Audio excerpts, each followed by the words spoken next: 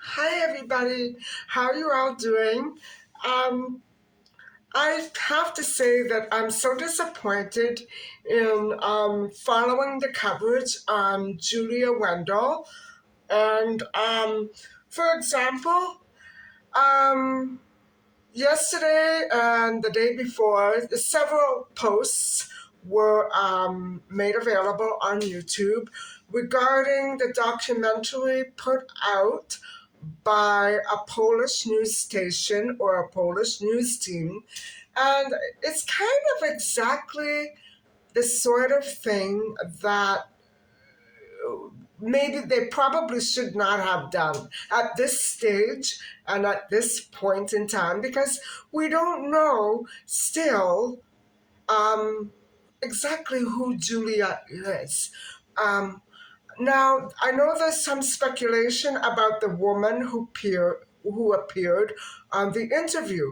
Actually, it was Julia, and from what I gather, I have perfect eyesight, is Julia's alleged mother. However, even though this other woman is distinctly different from Julia, she does resemble her quite a bit, but she's older and quite heavier. And Julia, on the other hand, last week, and up until recently, has been, appearing online, and it's quite a different person. So, um, it could be that I'm not, people are not following the subtitles. It's a very confusing documentary. I have it linked on last night's episode. I don't know what to make of it. And so I think I'm going to leave it at that for now. I'm just so upset that the McCanns had to be dragged through this. But it is a very essential step in clearing Julia's anxiety and crossing off another suspect on the long list of Maddie McCann imposters. I don't know. I'm beginning to understand that a whole new craze has developed around the looks of Maddie McCann. And so many social media butterflies have come out in the past years to claim that they are indeed Maddie McCann. Now, just what is this phenomenon that causes all these young women to hysterically proclaim that they are indeed Maddie McCann? I don't understand it. And why would anybody want to be a missing child so badly? I don't think it's a lot of fun. And so, while I'm busy trying to figure all this out in my head, I don't even know if there's an answer to any of this, but I will be going on one small errand today, and I need to mail the accountant papers for income tax, but I haven't received the T slips yet for my parents' estates, so I can't do anything much yet. But I just have to do one small errand and then I'm done for the day. So um, it wasn't even worth me getting dressed, I don't think. But here I am today, dressed with washed hair and a little makeup. And I'm just going to go out for a step of maybe a brisk step out and a breath of fresh air. And we'll see how this day progresses. It's just a little after 1 right now, so the day is young. And I hope that I don't end up getting stuck in traffic somewhere and spending the rest of my afternoon parked in the middle of a construction site somewhere. I hope not.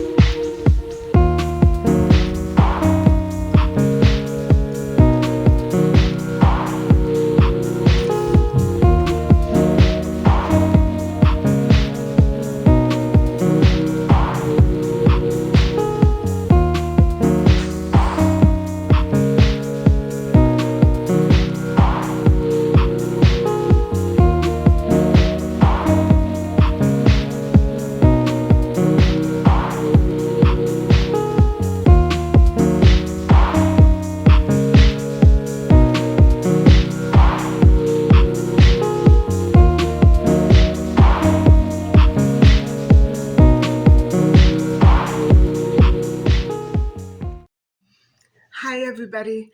How you doing? It's a little bit later, and as you can see, I did my little haul. I just needed to pick up a couple of things that I ran out of, and by now I've figured out that if I don't buy mushrooms um, every week, life just isn't complete. I don't know what it is. Every once in a while, I do get I go on some sort of fad for a different vegetable, and I guess I crave it. So I'm not exactly sure what's behind that. But that entire little haul cost me $10.42. And so um, I will probably talk a little later on a another vitamin, probably vitamin A2. I'm not sure. Um, A3 maybe. It's starting to become a little monotonous for me, and although I'm very interested in finding out all that I can about vitamins and what they do for the body, I'm really, I guess because I'm just a little maybe under the weather. I feel like I want to sleep all the time. And so I guess I'm not in the most energetic of moods. And I chalk that up to not having been able to get out and get as much fresh air and exercise as I really need. And so that really does impact my health on the negative side. So, anyway, guys, I wanted to talk a little more about Julia Wendell and what's going on with her. It does seem as though they're still waiting on precise DNA results. What I think may be happening is they're probably um, investigators who are leading this situation probably are looking for DNA of parents with missing children that are available to them. And so they're maybe trying to match her up with someone. I'm not sure.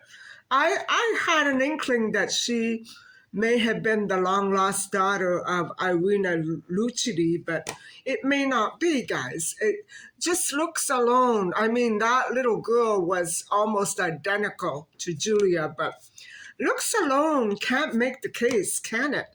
And so it does seem as though all the documentaries that come out late in the evening around 10ish 11ish, and so by then I'm usually uploading my video, and I'm fascinated by this. I would say that Julia is not trying to hoax anybody. She is merely trying to piece together what she doesn't remember, which is probably a heck of a lot. She doesn't remember her childhood. And usually, I mean, I have studied childhood development. Usually, when trauma invades the child's experience, it results in amnesia, split personality, emotional problems.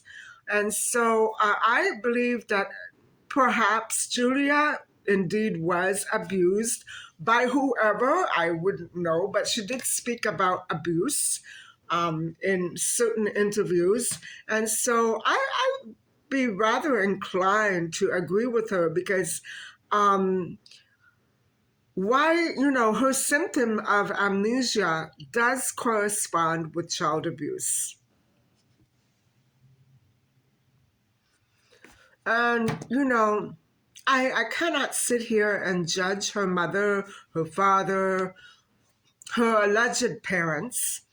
I cannot. I cannot do that because I don't know the entire situation.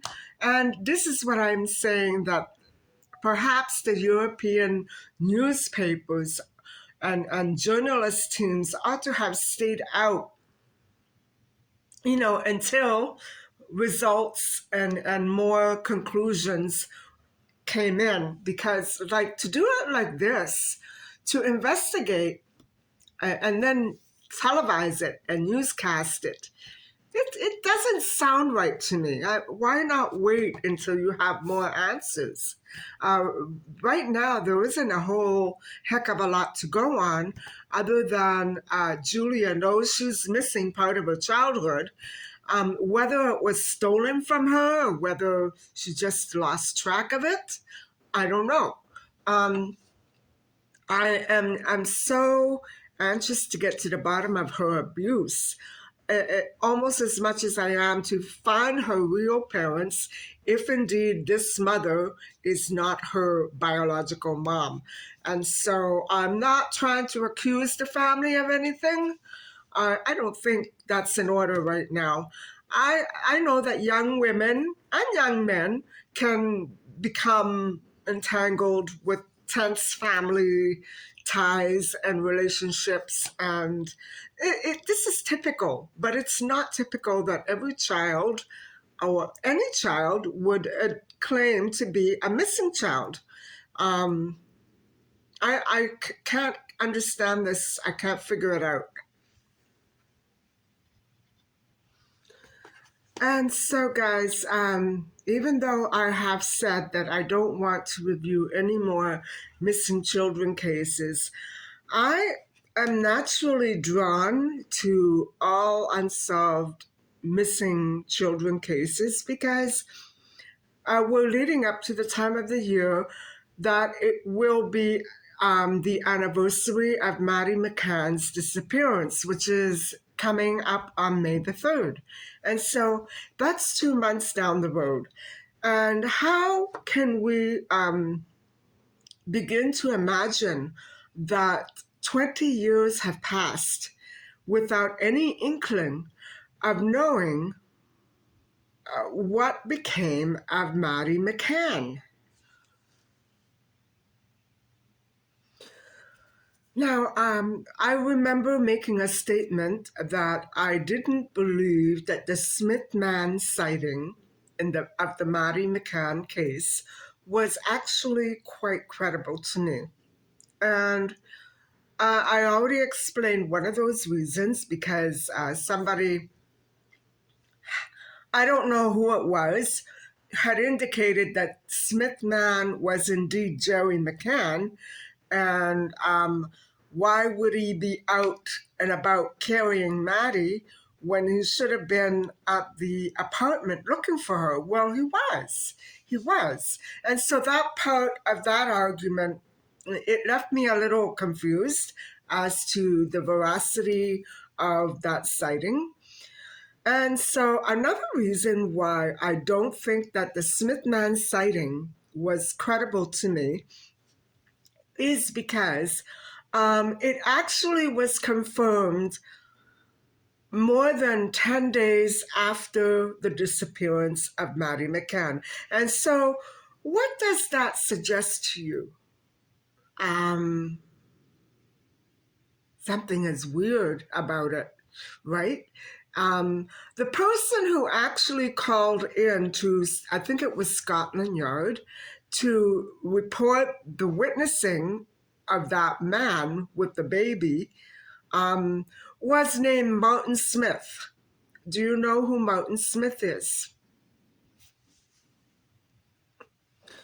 Well, this is another project that if you're interested in, you're going to have to do a little research on your own. It won't be very difficult. And if you have been following some of the other headlines we've been seeing in the past, say 4 years, 5 years,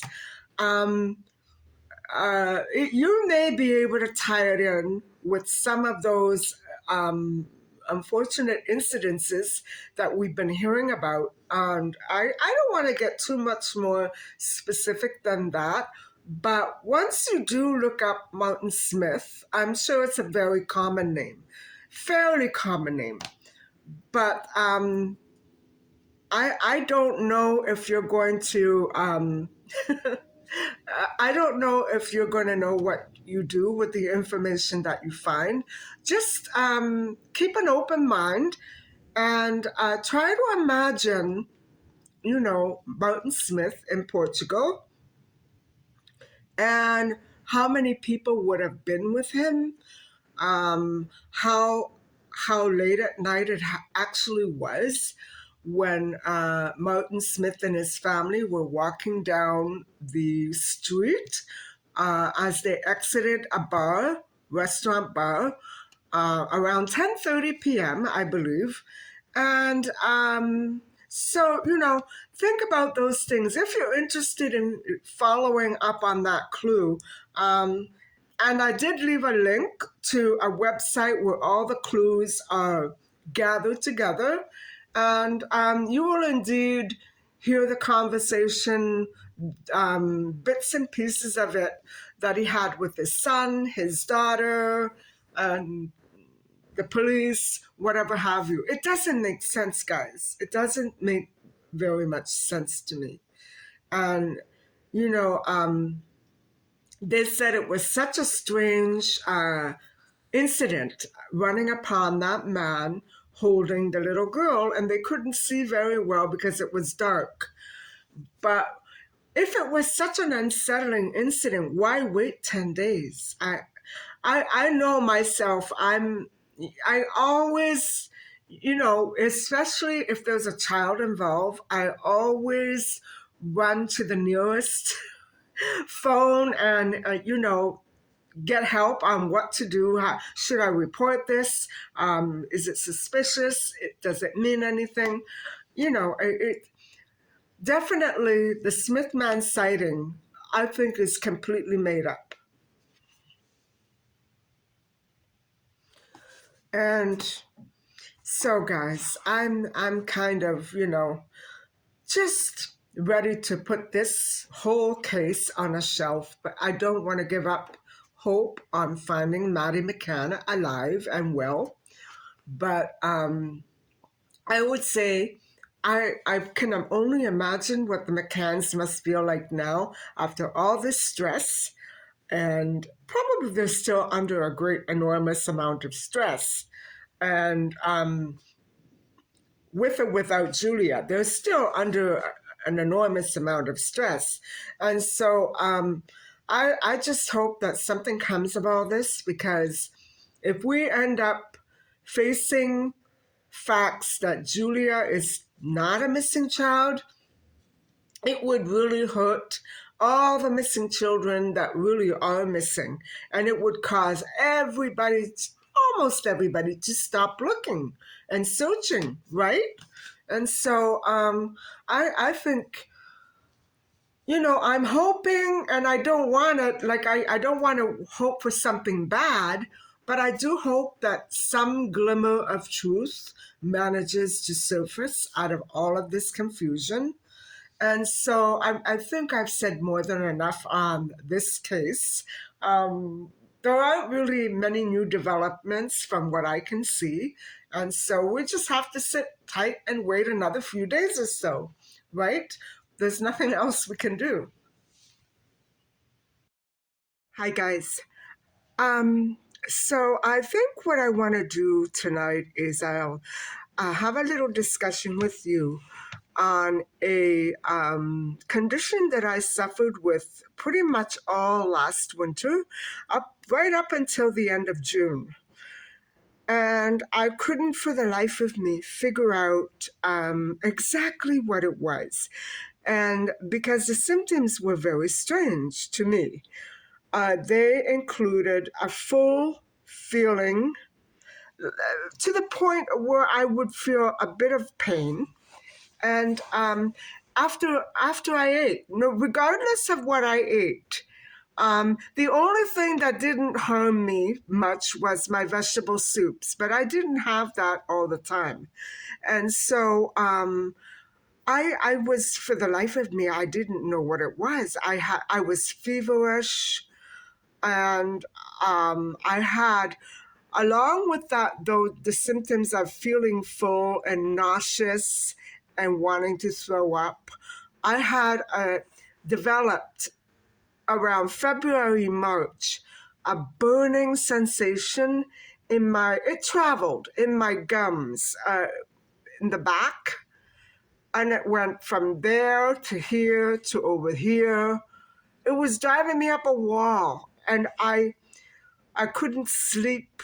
I was worried, sick. I was scared. And so what I did was I I was having problems with a loose crown at the time, and I didn't realize that it was coming out, and that every time, I didn't realize it. So one day I was having soup, um, and it popped out, and all that pain went away. Well, then I went to the dentist and I had it put back in. And then, of course, the pain began again after about a week. And so I couldn't for the life of me figure out what exactly it was. And so what I'm trying to say is that it was a couple of things that were developing at the time. And it really drove me crazy, because from time to time I thought it would subside and then it would get much worse. So bad, guys, so bad that I was in excruciating pain. No matter what I did, I couldn't drink anything cold, I couldn't drink anything hot. So there were a couple of things actually irritating this situation, and it took me months and months. I didn't actually end up having to research it much, because one day on YouTube, I came across a channel that miraculously, I guess it went with all of my online searches. It described to me a burning sensation in my gum. And so I went to that channel, which is Dr. Eric Berg's channel. And I've linked him below a few times. I'll probably do it again now. And he spoke on this particular video and I had never heard about Dr. Eric Berg up until that point. And so I immediately subscribed, and that particular link that I followed explained that when you don't have enough acid in your stomach, it can lead to a condition called hypochlorhydia. And this hypochlorhydia had been developing from two things. Mainly I was having some animal proteins. So my stomach was a little bit acidic, but not enough. And so animal protein are known to acidify your stomach, just so that you know. And it took me a while to catch on. So what happened was I found out that because of bacteria in your stomach, I think it's a catch-22 situation. Not enough acid creates bacteria, and bacteria creates not enough acid. So, all right. What I did was, his recommendation were a couple of things. For the burning gums, I mixed a little bit of, was it water? Water with baking soda. And I rinsed briefly, and it took away the burning gums immediately. Okay, and so another thing that I did was that I would drink 1 tablespoon or 1 teaspoon. I guess it depends on the severity of your case. Now, it could be recommended up to 4 tablespoons a day, but I only took a couple of teaspoons a day of apple cider vinegar, lemon juice, and something spicy like ginger, and I would throw in a little bit of hot pepper juice. You know when you have something in your eye? So I would ingest that with a half a cup of water. This is all online, guys. If you go back to my videos of May and June, you'll see all the things that I did to try to remedy this situation. I remember, excuse me, spending sleepless nights up in pain trying to figure out what it was. Well, this took me all the way up to the end of June, or the beginning of June, so to speak. I believe it was the beginning of June when I finally went to the doctor, but he didn't know what it was.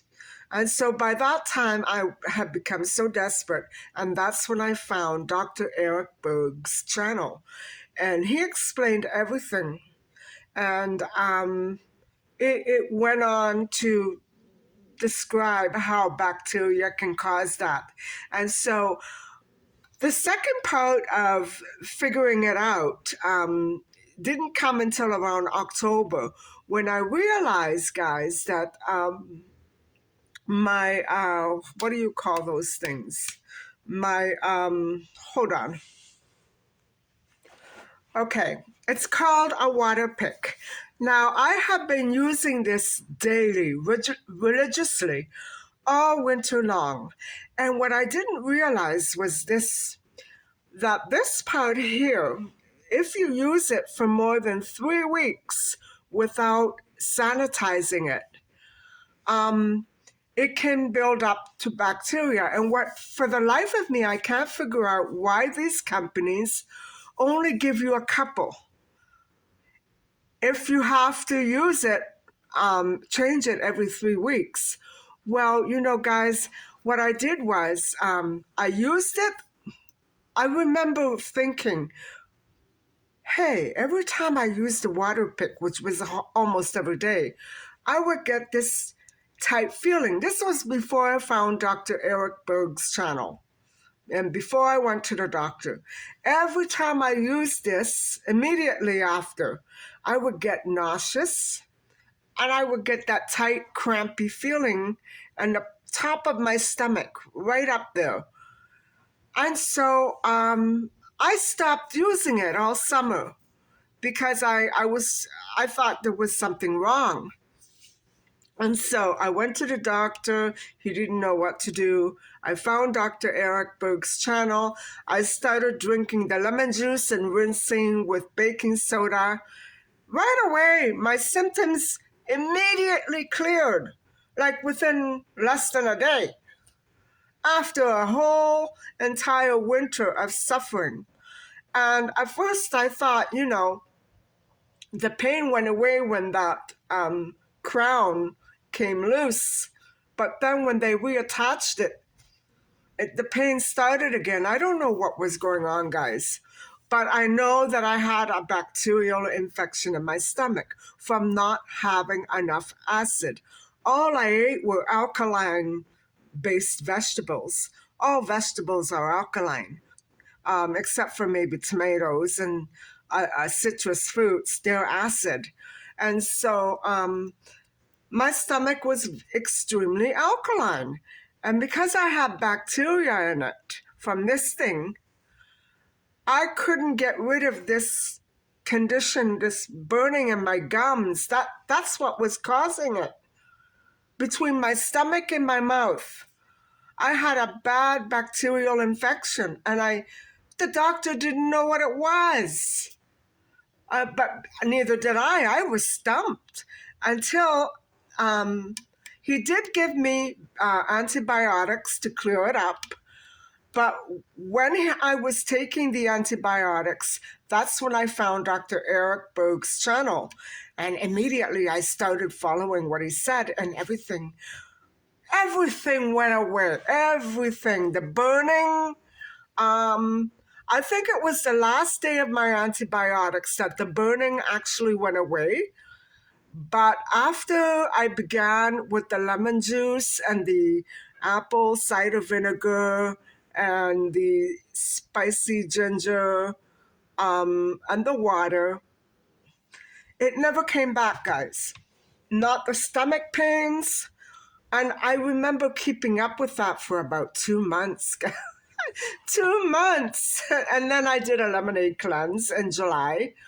And so, you know, my experience with hypochlorhydia is very real. And so people say that hypochlorhydia is actually not enough acid in the stomach, and I believe that. And my mother, one of the symptoms of hypochlorhydia is acid reflux, and my mother had acid reflux. And even though she didn't have anything acidic in her system ever, the doctors would say, well, you have too much acid. I guess they were going by her blood tests. But I think it's totally possible that my mother had hypochlorhydia. Oh God, guys, it's a very nasty thing to have, because it makes you feel like you've been eating and eating and eating and eating and eating and eating, and really you haven't eaten in 3 days. It's a horrible feeling in your stomach, and you do get nauseous and you want to vomit, and it's not a good feeling at all. So that's bacteria in your stomach. And so my situation with that was pretty horrible.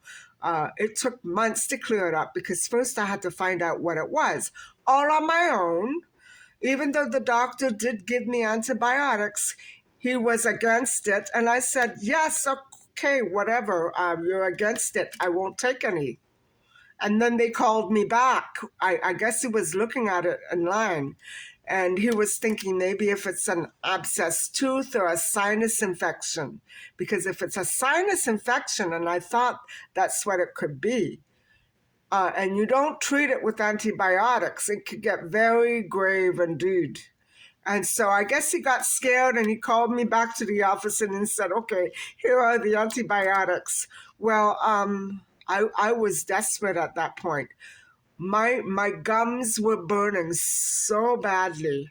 It felt like I had flames in my mouth. I'm telling you guys, it was awful. But once I found out what it was, and I remember going back to him after the antibiotics were done, and I left a note for him with the receptionist. I explained to her, this is what I have. Tell the doctor, because if I ever come back here, he'll want to know what it was. The antibiotics worked, but this is what I have, and this is what I did to keep it away, drinking the apple cider vinegar and lemon juice. Guys, she was flabbergasted, and she didn't know what to say. I said, this is the weirdest thing I've ever had happen to me. But that's what it was. And immediately, guys, what Dr. Eric Berg told people to do, I did it, and it immediately went away. Mind you, I had the antibiotics too, but it took a full week for that last antibiotic to really work. It didn't feel like it was really over, you know what I mean? But once I started with the lemon juice, I was fine. I can't believe, I cannot believe what I went through. And I was taking milk thistle and all kinds of supplements, and from the healing of my bacterial infection.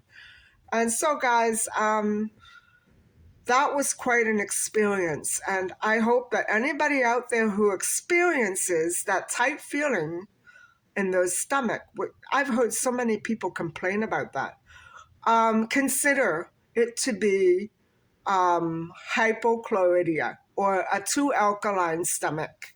And so, guys, that's the end of my little discussion story time. And it was a weird thing for me to have, but it's all over now. And if I ever do get it again, I'll immediately recognize what it is, and I know exactly what to do for it. And so I hope that you have enjoyed this today's video, which wasn't very much of an interesting day for me. Thank you for coming along with me and picking up my couple of vegetables. And thank you for listening and watching. And please don't forget to like and subscribe. Bye for now.